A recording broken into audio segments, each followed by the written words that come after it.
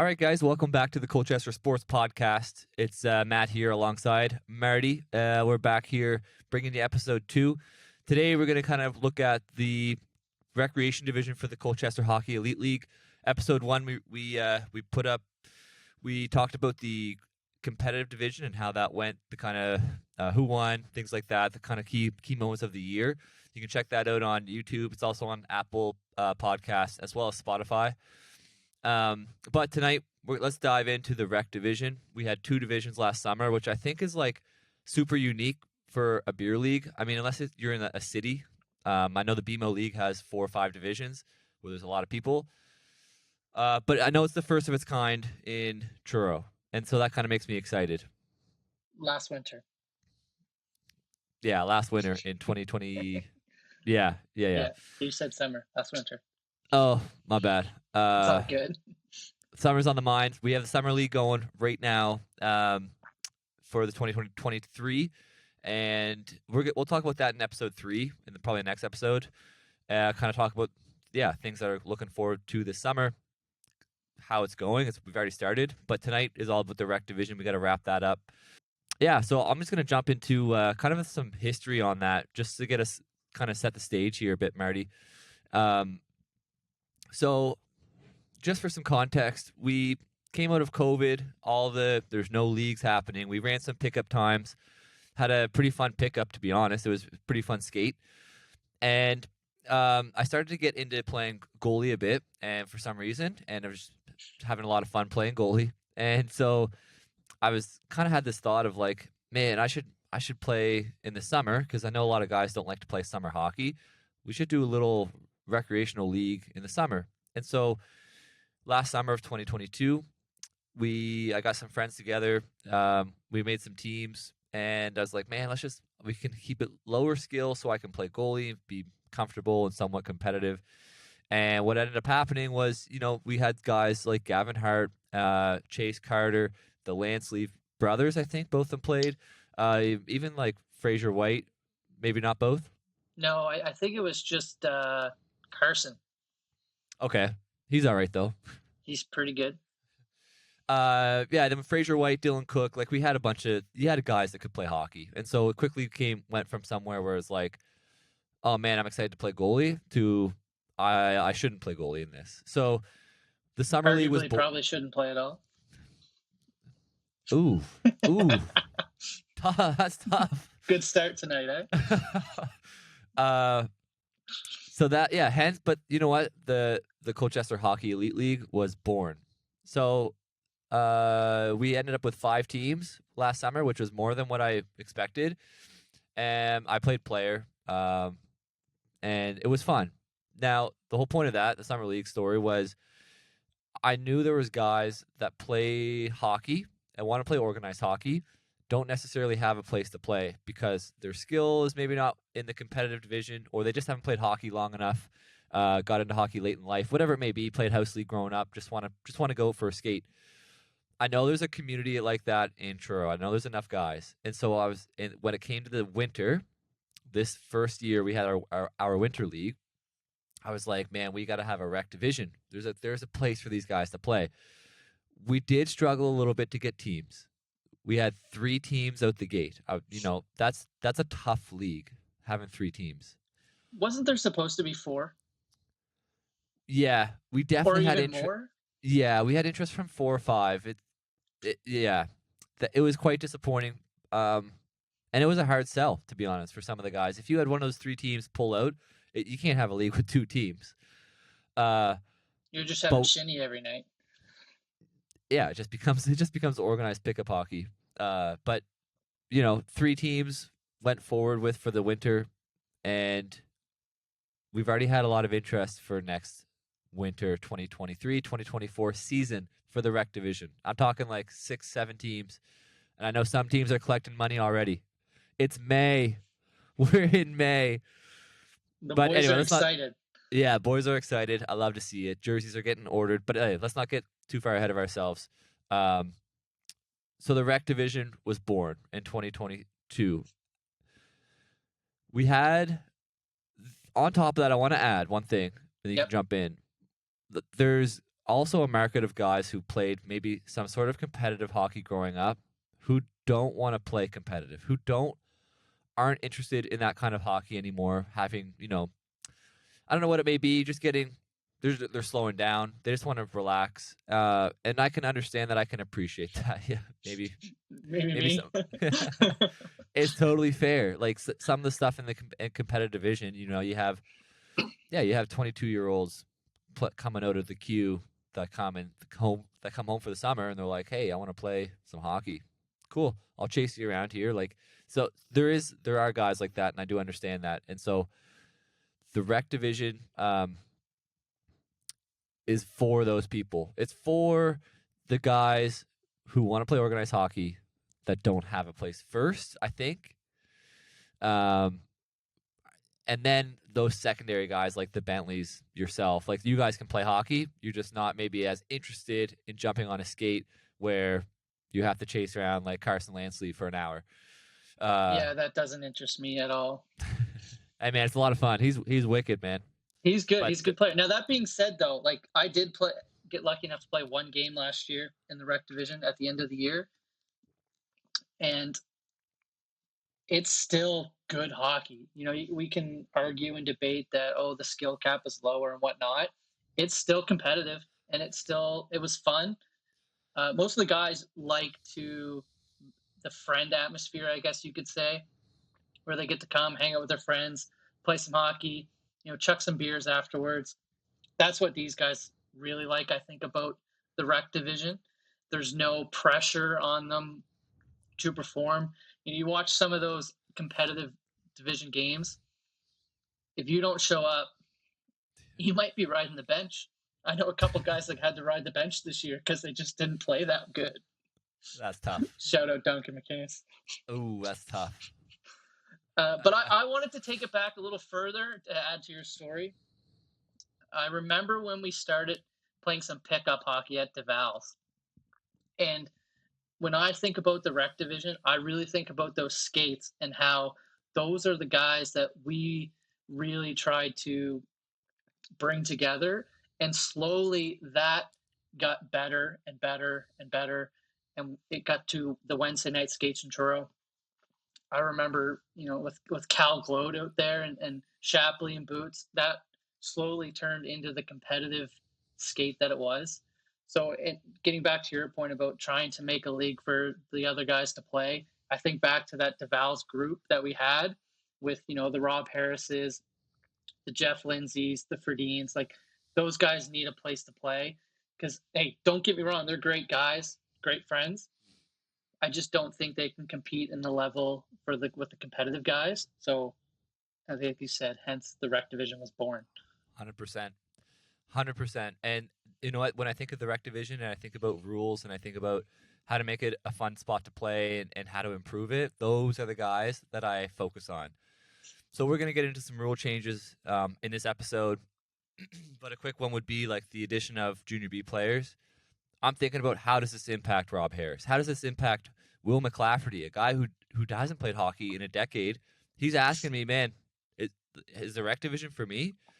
Yeah, like man, if guys come out of a 10-year hiatus from hockey and start to enjoy it, that honestly is what fuels me to do this. Like honestly, it gives you purpose. Yeah, 100%. There's something else I wanted to add on that rec division, but it's escaping me right now, which is all right. We'll come back to it.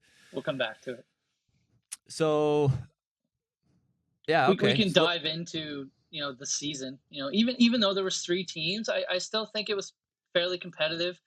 Towards the middle, kind of to the end, I did hear rumblings that people are getting a little tired of playing the same teams over and over again, and it was starting to get chippy, and it's almost like a mini playoff series. And you start to remember guys and who did what and where on the ice. But overall, I think the 3 teams are fairly competitive. They were pretty close right up until kind of that point, and then Camden Weldon.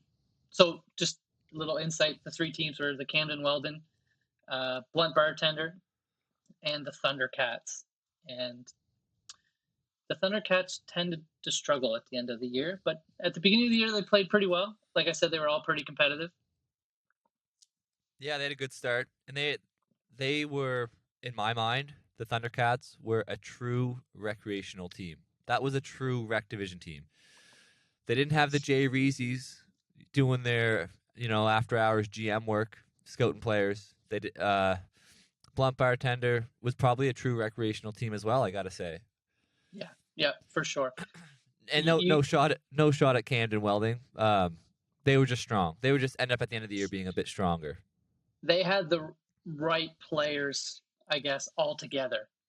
You know, Yeah, when you have Jay, who will tell you that he's the worst player in the league, terrible, but he was the MVP for a reason. he was. And Nathaniel could play in the competitive division if he wanted to. He could, yeah. And oh, that's what it was. I want to set the stage here for the rec. For those that don't know, the rec division, Jack Lyons. Sorry, you want me to cut you off? Jack No, Lyons go was ahead. Yeah. the backstop of the rec division. Um, I wanted to set the stage here just with some context. So the rec division rules for the 2022-2023 season, you could not have played junior B and above hockey. So that eliminated and for me, this is like one of the hardest parts with organizing the league is drawing these lines in the sand. Because I think you need to draw the line in the sand, but there's always exceptions. There's always guys on the other side of the sand that should be a rec division player. And vice versa. There's guys in the rec division who, like eligible for the rec division. Like I never played junior B. There's but that means I can play rec division. I don't know, like not anyway. There's just guys that shouldn't play rec division. Not saying that that's me, but um, yeah, you could definitely find good examples, and Jack Lyons might be one of those examples. He played competitive division for half the year, had a 5-1 record with the Hogs, goes and plays the rec division, and maybe lost a game. I think he lost a game, but he won the league. So I just want to set that out there. There's no junior B this year. Something that's in review right now, and we're gonna trial some things out for the next season. And that was really the only rule difference from it was just a roster regulation of not being able to, or yeah, junior C, kind of major midget. That's kind of your ceiling, and below. So I just want to set the stage there. Yeah, no, that's fair. I think we have to going forward with the amount of people that we have too. I think we have to change a little some stuff.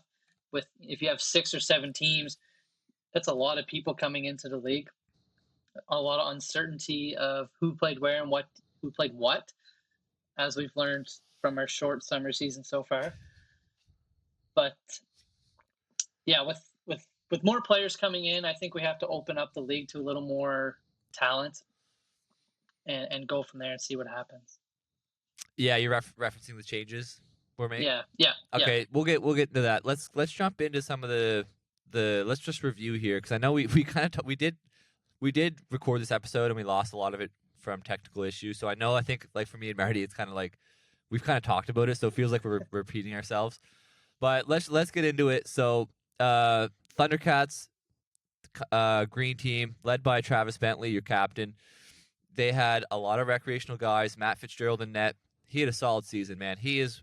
I gotta say, I didn't say this in the episode we lost. Matt Fitzgerald has got to be one of the most underrated goalies in Truro. Has to. He's solid. He is solid. Yeah, I can't argue with you there. I mean, I roasted Jesse last episode. I'm gonna try not to roast anybody this episode. You know what you're getting with Fitz. You're getting. You're not getting a Jack Lines, but you're getting Fitz. Like he's yeah. I'll agree with you. He's underrated. I'll just 100%. leave it at that. He's 100%. Um, he had a good season. I don't have the numbers in front of me, but I think he had a pretty good season. Um, His numbers are pretty good, actually. Looking at them now, he was 4-3. He didn't play every game for them for the Thundercats. He did have to miss a few. I mean, these guys have lives. We get it. You know, 840, 842 save percentage. That's pretty good. You know, Man, for beer league, 85% of the yeah, you're yeah. saving the puck 85% of the time. I can't really ask you to do much more. You know, steal a game here and there like Jack did, but Yeah, and well, just for context on that save percentage, I think the stats are it's tougher in beer league. People compare those to NHL numbers, but you think about it, what a gentleman's league or a rec league or a tournament like a you think about the scoring and the scoring chances that are typically generated from there. Like for example, our summer league stats right now, our leading goalie has a what 872. yeah, I believe that's correct. Yeah, so I'm sure goalies look at that and like in disgust, but anyway, Eight it's eight different. 59 to be exact. Brent Oof. Walters 859. 859. So yeah. Anyways, just to put it in some context. Put it Um, this way. He's had 64 shots against. He's saved 55. yeah. Like And those again, like shots are high quality. yeah, for sure. Like Two nobody on plays ones. big defense in beer league hockey as we're going to call it. Well, nobody plays defense in the CHEL, let's be honest. Well, we got a So, few. We got a few. I got to give it up. We got a few. okay, we do. Sorry. But that uh, being just, these goalies, like you said, to put it into context, like they're not going to have the 900 save percentage. 850 is looking back on Fitz. That's pretty good. definitely. And then other key notes there. They had Sheldon Susie, who played in the competitive division. He dropped down and played because he didn't play junior B. He was playing for them, I think on a maybe a full time basis. You had guys also Spencer Maskell and Jordan McHugh jumping down and playing. They were on a spare basis, but that was kind of their upper end. Travis Bentley leading the way there as well. And then I got a shout out to Rob Harris, man. Rob had a wicked season. He He is led a their team in guy. goals. He led the team in goals. I love that. Yeah, he had 8 goals, led their team in goals. He won. He won the most sportsman player of the year. He did. I think well deserved. What a great guy. Uh, this is a guy, Rob Harris. You don't get the most orthodox. Let's call it unorthodox. Is orthodox a word? Let's call it. He's a bit of Unorthodox? unorthodox, but led the team in goals. He's heart. He goes to the right places on the ice. Uh, it's there. Like the Pat. This is the rec division. He's the rec division. Rob Yep. Harris. Yep. Okay. Camden Welding, the winners of the 2022 season, 2023. Solid team. They had a Jay Reezy, MVP of the league. Other notes: Aaron Coleman on D. Bit of a hiccup there. Bit of a controversy with him this year, but solid on the D line. Alex Phillips though. Oh, Andrew he's so McNutt. good. Alex is so good. Alex Andrew is Mc so good. yeah. Andrew McNutt also solid. Good friends with Alex. The two of them on D is like the Twin Towers almost. And like you said, Vanderquack. Guy could play. He could play in the competitive division for sure, easily. Yep. And so him and Reezy kind of leading the charge there for the forwards was solid for Camden. And then I'm gonna jump to the Blunt Bartender free agent team. This is kind of the team that was like a bunch of guys that didn't know each other came together. They made it to the final. They had a great season. Blunt Bartender sponsored these guys. Blunt Bartender owners came to the finals. They were in the press box, up in the sky box at the rec. I feel bad. Hey, I loved it. It was great community support. The Blunt Bartender has been great to the CHEL. They're sponsoring some of the summer league game MVPs, so they've been great. And the jerseys look cool, kind of a Detroit-esque, like a vintage Detroit. They were led by Mark Coldwell. He was the captain of the team. But I don't know much of the guys. I know Whitey in net. He had a great year. He kind of held that. He was the glue. Backbone. I'm going to say he was the backbone of that team. Backbone, yeah. Yeah, he played well. The finals didn't go quite as well, but he had a great season. And he won. I think he won a lot of the games. Some of the games for the team. He was the reason. And when a goalie can do that, I think that says a lot. Yeah, Any no, other? that's right. I'm just looking at their stats here. Like they had Wade Craswell led their team in scoring, had 11 goals. Michael Stewart, like some of these guys, like Michael, like I've never heard of before. Uh, Mark, this is the first year I met Mark. I like Mark, great guy, easy to talk to. Just wants to play. Again, and I feel like it's another person that this rec division is meant for. The guys Definitely. that just want to go out and play, compete a little bit. Meet some new guys, hang out with some friends, and obviously everybody likes to have a beer or two after the game. Yeah. Yeah, Uh, absolutely. And you know what? I yeah, got to throw out one more, Marty. yep. Brian Spence, another Oh guy, yeah, he's great great. year. And a lot of these guys, he played high school. He's younger, but came out of nowhere. These are guys that, like for me, came out of nowhere. Yeah, no, especially Spence. I watched a couple games of Blunt Bartender this year, and he stood out both times on defense. Like he's quick, moves the puck, doesn't throw it away too much. Makes a good first play. I don't know what else more you want from a defenseman, but Fast. He can yeah, skate he's too. very fast. Yeah. Just to touch on Whitey a little bit, just looking at his stats, like he had an 855 save percentage for the whole season, and he played, I would say, 80% of the games for those guys. Like that's pretty That's good. solid. That's That's solid. really solid. And you got to feel bad. Like they did lose the final. It was pretty lopsided, but I think he had a pretty good excuse. I think he was just coming off a 10-hour or 12-hour shift and drove right to the rink, got dressed, jumped on the ice, and as good a kid as he is, he tried to get everything he could, and that came to him well. The team was just good. They were good. They were definitely good.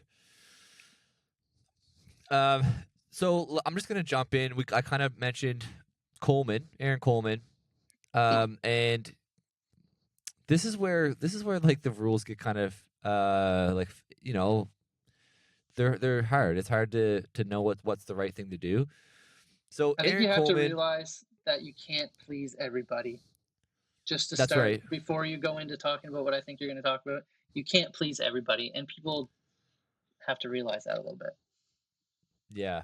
No, that's for sure, and that's something I'm bad of doing. I want people that enjoy their experience and have fun. And everybody. That's anyway, and you can't. But what the situation was, like I mentioned, you can only have a junior C and below cap of highest played experience. And this is a guy, Aaron Coleman, who played. He did play junior B. He played for the Elks for a couple seasons. That might have been, I'm gonna guess, like 6 years ago, 7 years ago, 5 years ago. I don't know. He he is a rec player in my mind. He could play competitive. He has the IQ. He can shoot. This guy's got a nice shot. But I just think he's kind of like you, kind of suited for the rec division, wants to play rec division. His friends play rec division. Hey, I can go play rec division and enjoy my hockey and go home. Mhm. So this he was put on the roster. He ended up playing a game or two, and then all of a sudden it got flagged. Hey, this guy's ineligible player, and so there was a bit of controversy there. He was voted in. Ended up being voted in as, we understand this is the place to play. He's removed X years removed from junior B, and this is the spot for him. And so I moved forward with, hey, here you go. Thanks for playing. This is your team, and I don't think he was a huge impact player on the team. I do think he's solid though. I do think he's a good piece on a rec team for sure. It's the same thing when we talked about the competitive division, and you have those players that, like Bruce, for example. Bruce Gill is playing for the Unicorn Makers Wild Hogs. Very good player. Anyways, when you talk about him, and he might not show up every night and give you the former Halifax moveset Bruce Gillis, but there's 2 or 3 plays that he's going to make during that game, and it's really going to make you look and realize that, okay, he can turn it on a dime and become the best player in the CHEL. And it kind of makes me think about Aaron in the sense that Yeah, he wants to play with all his friends. He's out there relaxing, having a good time. But you know, his hockey IQ is a little bit better than some of the guys. So when a play comes up and he makes, a split to second decision, that's where the gap comes in. And that's sometimes when it's so hard to, when you sit there and think about your rules that you have to make, trying to determine, okay, how do I weigh that for a guy that's been out of, and I just looked at it, be 8 years now out of junior B. He obviously hasn't been playing competitive hockey for 8 straight years. So he's not going to be the type of player that he was at one point. Yep. That's 100%. That's well said. That's 100% it. And I think that's where some of the revisions for the next year are coming into place. We've allowed 2 junior B players under a point a game in their career, and or 2 crossover players. So I'm just going to break down kind of the thought behind this and jump in whenever you feel. But actually, first, let me start by saying I make these rules with the intention of, again, I'm thinking about Rob Harris, John Ferdine, Will McClafferty, the guys that the rec league I think is for, and how do I augment their experience and make it better for them. And I think this is the right call because I think there's examples like Aaron Coleman who are friends with guys who play in the rec division. I think that makes sense. Your friends play there, you want to play with them. I don't want to exclude those people. So that's one thing. The other thing is it also brings up the level of it brings up that edge a bit of the rec division. And I heard from a few people saying, "Yeah, we're cool with it." Like some of the guys that I build the league for, we're good with it. Like it's they kind of like that. They want to play hockey. But I'm not made. Yeah, the rule's not who can get the best 2 junior B guys and build their team to win the rec division, the rec league. I think in my mind. So I just want to put that out there. I think I had more to say. It'll come back up later. I know it does. But let's jump into it. So rec division, 2 junior B players for the coming season. We discussed 3. We discussed 4. I think the right answer for now is 2, and we'll see how it goes. 100%. The other thing on that, the crossover players last year, they were eligible for free. I think the comparison there is if a player is able to play competitive league and be a factor. Well, it doesn't matter if they're a factor. If a team is taking them on their team, they're good enough to play the competitive division or elite, if we're calling it rebranding. They should be viewed, I think, in my mind, as the same as a junior B player. They're kind of like your star, your pro. Like they're kind of like your guy. So that's where the 2 players, or you can do 1 junior B, 1 crossover, or 2 crossover. That is where that formulation has come from.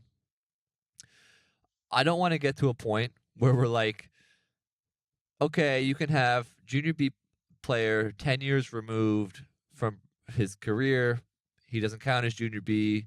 Like you could just get to a point where the rules just are so long that it's almost confusing for me. But I do It's black or understand, white. You just have to make it black or white. and that's what it is. At the end of the day, I need to make it easier for me. I need to make it just streamline. Uh, this is the blanket rule. Here we go. And I do think the 1 point per game is the right call. Because you don't need I know Shapley wouldn't. He wouldn't want to play rec. Maybe he would. This is a guy, man. Shapley's a guy who is super good. He's getting talked about I hear people talking about him this summer. I'm not kidding. People are talking about how good he is this summer. But he's a guy that tells me, I don't want to play hockey next year. And I'm like, man, the Hogs need you. I can't be giving away all the Hogs secrets, but yeah. So it's a guy that maybe could he just wants to chill. But I think he's too good for the rec division, and I don't think he'd want to play anyway. But the point is anybody that scored over a point per game in their junior B career, you're too good. Go play in the competitive division. Yeah. So that's kind of the point of that 1.0 point per game purpose. Yeah, I agree 100%. With regards to Shaps, I just don't think he would have much fun. he's a Yeah. guy that really likes to compete. I mean, he needs Robin. He's Batman. He needs his Robin. He needs Boots. Boots. I don't think Boots is coming down. No. Regardless, though, I think that when you look back at the rule, two is a good number. You're not going to win a league with two guys. I'm sorry, you're not. McDavid and Draisaitl just lost the playoff series to Vegas. That's You're fair. not going to win with two guys. That's Geez, you fair. can't, yeah. So two is a good number. The cross play, I had a thought about that. We talked about Spencer Maskell. Really good hockey player, really gritty type hockey player. I like his style. But he was a cross player last year. Now he's going to count. And I think if he had a choice, he's going to want to play in the competitive division. He's not going to come down and maybe, take a night off and skate around and have fun. I think he's going to want to stay where it's a little more competitive for him. Yeah, I think you're right. I think there's a few guys in that boat too. Yeah. Definitely. But again, there's no right answer. And I think it's also important for people to know that I'm not stubborn on these things. You can approach me and talk to me about what you think is best. I just have to kind of take into account that maybe you're coming to me with your best interest. Like I said, my best interest is in what I put forward is the thought, sorry, is of the guys, like I already mentioned, who haven't played in a long time, who can't play competitive division. That is what this is for me personally. But yeah, I'm not like bring any idea that you have that you think improves either division, and I'm happy to review it, think about it, chat it out further, tell you why I think the way I'm doing it is better if I think that. But I'm always open. Is the point. I think we can move on here a little bit.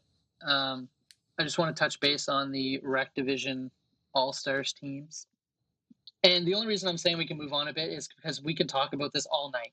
We can sit here and debate this rule to say all Yeah. night, whether it should be two, should be three, should it be zero, should we leave it the same? Yeah. Should we not have a rule? Like you said, you can't win, you can't please everybody. You have to look out for sort of the brand. Yeah, And for sure. like you said, there's interest already, possibly 6, 7, 8. Who knows how many teams the Rec Division is going to have next year. So you have to think about all those guys. Why are those guys coming into the division? Is it because it's such an open, um, excuse me, an open division where guys can play with their friends, that Rec Division feel, or is it the competitiveness? Like we don't know why they want to play, but they want to play. So we have to make it for everybody. Just my little thought on that. Absolutely. I agree with that for sure. Yeah, let's jump into those all-star teams. You got them there. I'll pull them up here too on my end, just so I'm Yeah, with I you. got them here. So just the CHEL major awards for the Rec Division. We've already touched on Jason Reason, Hart Trophy winner. Yeah, he led the league in scoring. I think he had 23 points, 12 games. Couple points in the final. He all around was just a step ahead of everybody and a big part of that Camden Welding team. We talked about Jack and how well Jack was. Jack arguably also backstopped Camden in multiple games. I believe they had a game in Brookfield halfway through the year against Blunt Bartender. Him and Whitey deserved everything, all the accolades. Like I think it was 1-0, and both goalies, like 1-0 in beer hockey. You don't Show see me, that. yeah. Norris Trophy winner in the Rec Division was Alex Phillips, stand-up defenseman. Like this is the guy you want on your team. Probably the best defenseman in the Rec Division, and not somebody that you see all the time out there. What I mean by that is he's just a quiet, good hockey player. I agree with that. And we touched on Rob Harris was the most sportsmanlike player. Love that. I love the awards. I think we hit those right. There's nothing there that jumps up to me that like why'd we pick that guy for that?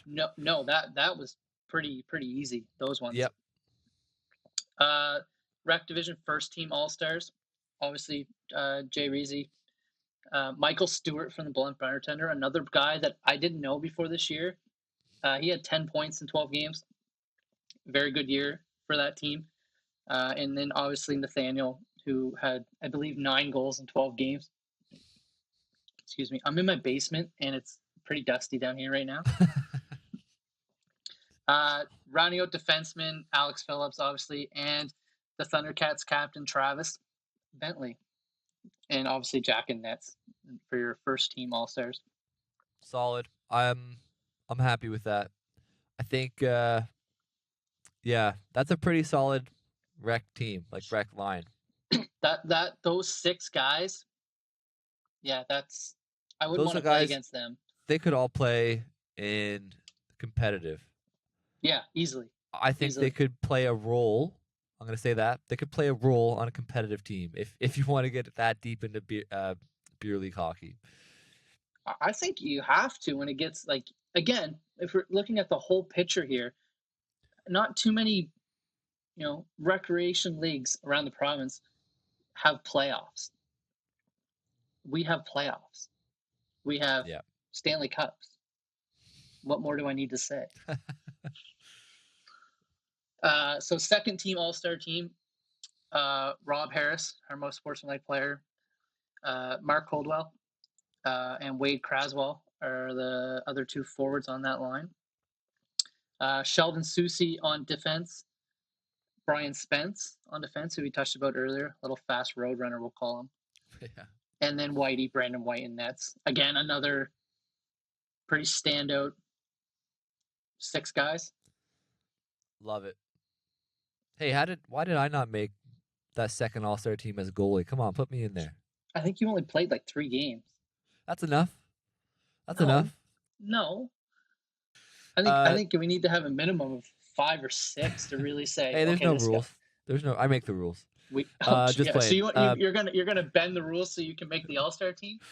Sheldon Susie is a guy that definitely could have made that first All-Star team for sure. Just looking at it now, I do think Bentley. They play different styles. Anyway, that's something I like. Sheldon had a great year. He's a great defenseman. This is a gritty guy too as well. We could sit. I mean, if we're gonna debate, you can debate it, but I think because Travis led that team 90% of the year.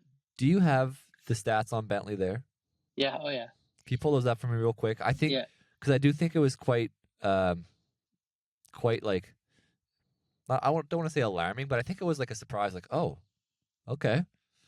Like he started off good. Then there was a period where I think he just went to sleep on the bench and didn't play.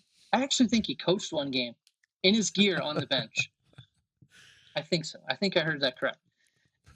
And then towards the end of the year, when he realized, oh shit, only 2 teams make the playoffs, I should start playing again. So in his last 4 games, and mind you, the stats aren't 100%, but they're pretty good. He had 8 points in his last 4 games. Yeah. Like, that's pretty good. What's his season total? Do you have it there? Season total. Oh, season total only tells me he has 8, but I know he had more than that. Okay. Yeah, you're right. Yeah, see, 8 points, 4 games. Anyway, Bentley is an IQ guy. Very smart. Kind of he does write himself off a little bit as a hockey player. I think he is actually a good hockey player. He'll complain to you about his fitness level.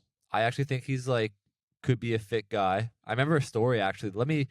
Did you say a thick guy or a fit guy? Fit. I think I think he's he does some mountain biking and stuff too. Like as much as he can make fun, he makes fun of himself. I think he's actually, I think it's part of his he just wants to catch guys off guard. But anyway, not that he has the fastest foot speed. I'll say that. But quick story. I remember in the high school days, he played high school. He captained that team too, actually. C Cougars. Yes, he did. I remember hearing one day at class they had morning practice, and I just remember hearing guys say that they brought a puke bucket on the ice, and I think Bentley used it. I think he got skated until anyway. It might have been something too, like the coach was like, "All right, no one's leaving the ice until someone pukes." No, I don't know if that's true, but I do think yeah, I do think Bentley can work. I think he'll like if you can work yourself to a point where you throw up, that's intense. That's commitment. Yeah. So anyway, I can say that I've had many bag skates, and there was one practice we came out, no pucks, no sticks, just skate for an hour and a half. I didn't puke, thankfully, but a few guys did. But I've had a couple of those bag skates; they're not fun. yeah, for sure. But anyway, shout out to Bentley there. I do think he doesn't give himself enough credit. I think he's smart with the puck, and I think he can shoot. I think he can play shots well. I think he can pass well. Anyway, kind of a funny guy to have on a team. Never dull. It's never like you never know what you're gonna get in the dressing room from Bentley or on the ice. I love it. There's almost like a little segment that we could have associated with this podcast, where it's like Thursday mornings with Bentley at Cleves. Oh It's man, those would be like just 3-hour episodes. it'd be a whole day episode. We love you, Bentley. Yeah, okay. So those are the two All-Star teams there. We went through the teams. Oh, the playoffs.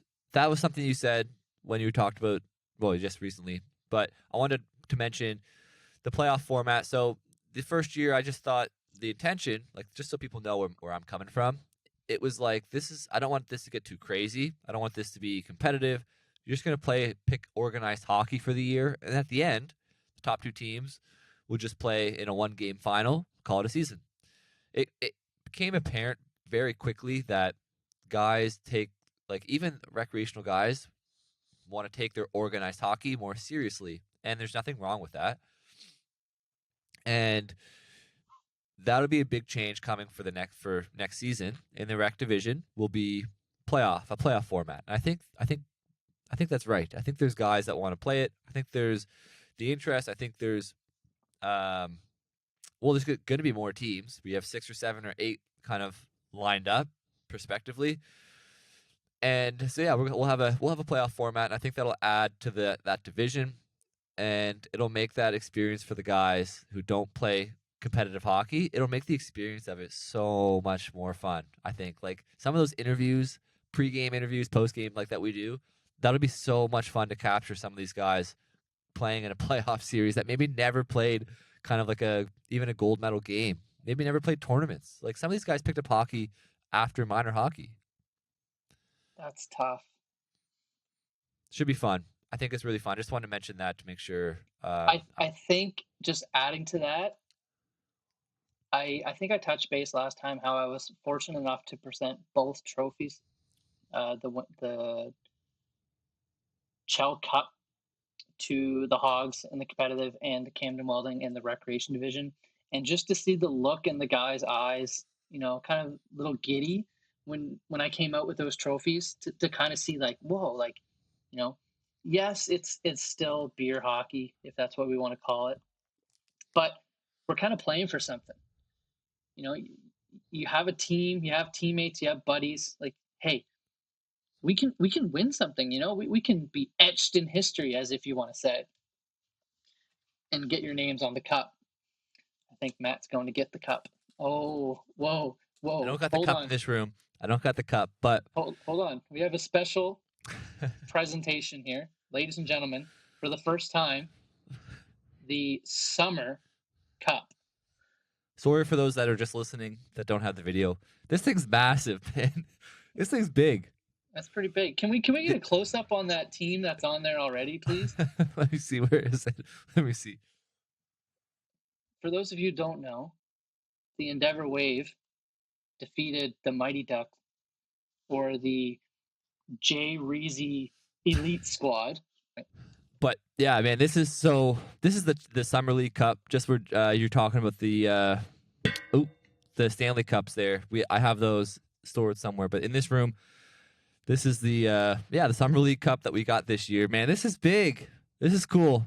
That's nice. That's nice. I wanted something a bit different than like the traditional Stanley Cup. I think this kind of like plays that like, I don't know, just kind of like a different feel, which summer should be.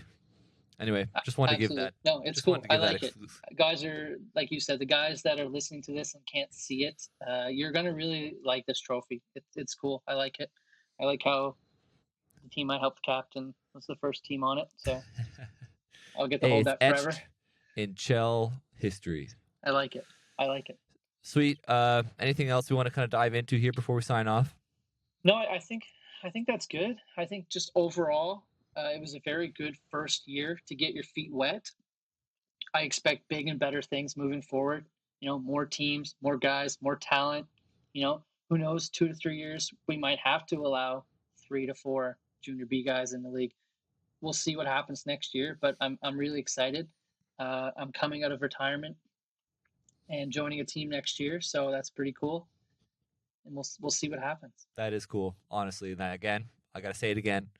This is why I have the rec division for guys like you, because you didn't play otherwise.